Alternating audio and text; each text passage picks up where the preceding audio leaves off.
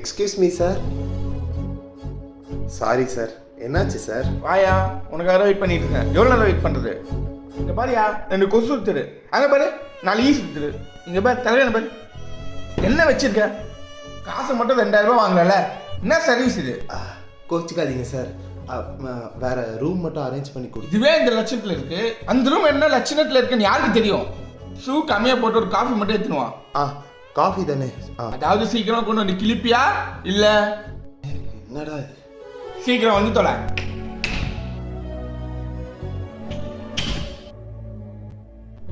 நீங்கள் கொடுத்த ரூம்லாம் சூப்பராக இருக்குது. ஒரு சின்ன ஹெல்ப் பண்ணுறீங்களா? காஃபி வாங்கிட்டு வரீங்களா? காஃபி ஓகே சார், இதோ எத்தனை வந்து தரேன் சார். ரொம்ப தேங்க்ஸ் தம்பி.